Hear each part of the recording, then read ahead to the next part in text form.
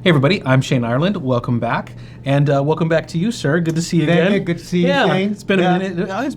It's been about a year. It's been a year since we sat down and did one of these. Exactly. Well, welcome back. Good to see you again. Great to see you. Great to be here. My good friend Erik Stokkebye here, talking about fourth generation tobaccos and accessories, and we have something very special, very unique, and very gorgeous to share with you today.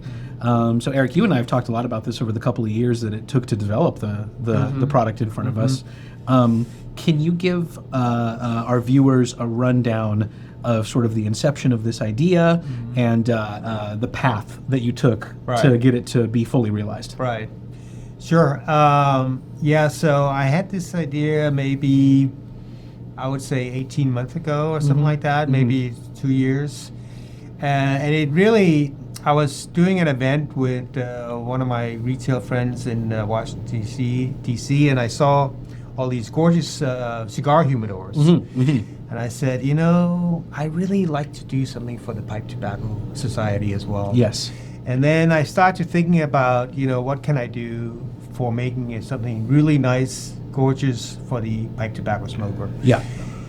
And I came up with this idea, and basically, it's as far as I know, the first pipe tobacco humidor that was ever created.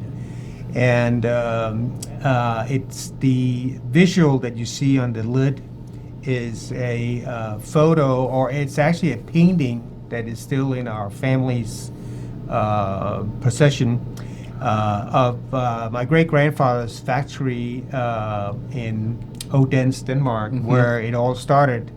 And that's a painting of his factory. And, during that time, he had different productions, nasal snuff, pipe tobacco, cigars, so a little bit of everything. And so I thought, this painting should really be the visual of this cigar humidor.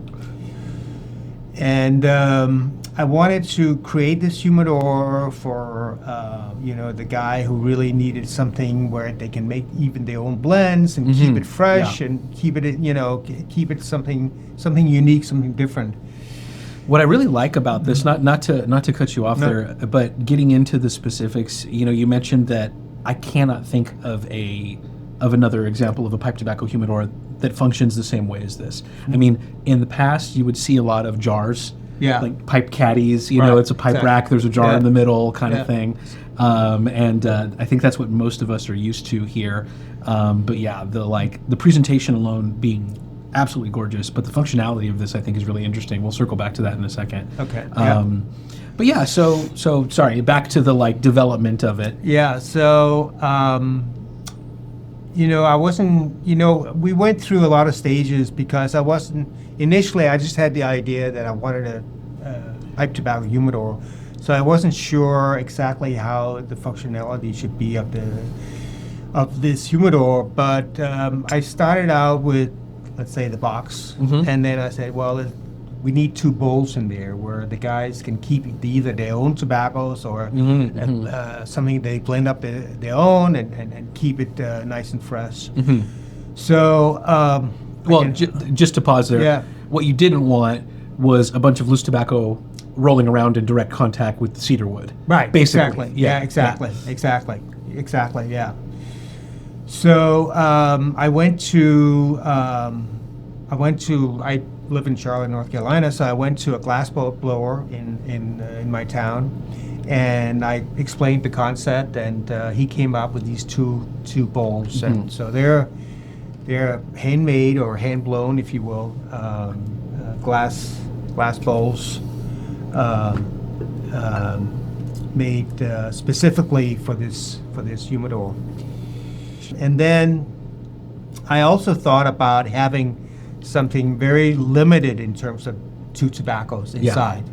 And then I worked with one of our blenders, and I came up with two blends that are only available with this humidor. And one under the 1855 name, if you will, and the other one on the 1882. Yeah. So there's only 75 tins which is Of the each. number. It matches the number of humidors, yes. Yeah, exactly. Made totally. I mean, so very, very limited. Very limited. And so the 1855 is a pure Virginia tobacco that it's very mature. It's got a nice sugar contents. Smokes really well and pleasant. The other one, the 1882, is an English tobaccos with a nice portion of Latakia, some Orientals, and also, just really, really a nice blend. Mm-hmm. So they come only with this humidor, 75 tins made of each, so very limited. I love the jars as well, or the bowls, however you want to call that. Yeah. Like obviously handmade, etched. It looks like it has the artisan signature on the bottom there. It does, as yeah. well as the 4th gen branding. Probably sandblasted on there, I'm guessing. It is sandblasted. Which, yeah, exactly. Yeah. Beautiful. Yeah. And I do like the idea. Back to the functionality of this, like cedar wood being famously perfect for storage of tobacco products because of the way the wood breathes, because of the moisture content and the humidity and how it retains that humidity, and because of the pleasant and often positive influence that it has on aging long-term premium tobacco. Yeah.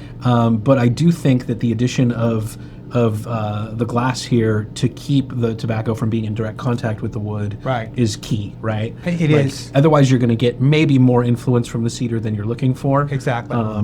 And also, it makes for an easier presentation, too. Like, if you want to pick 2 different blends out of this, you can actually just remove one of the bowls to be able to, like, work with just one of them instead of having to keep the whole humidor open or fishing the tobacco out of the bottom of it. Yeah. Like, it's nearly like a smarter solution that's akin to what you see when you have a humidor with like a cedar tray in it that you can separate your cigars and like just make it more manageable in general. Exactly.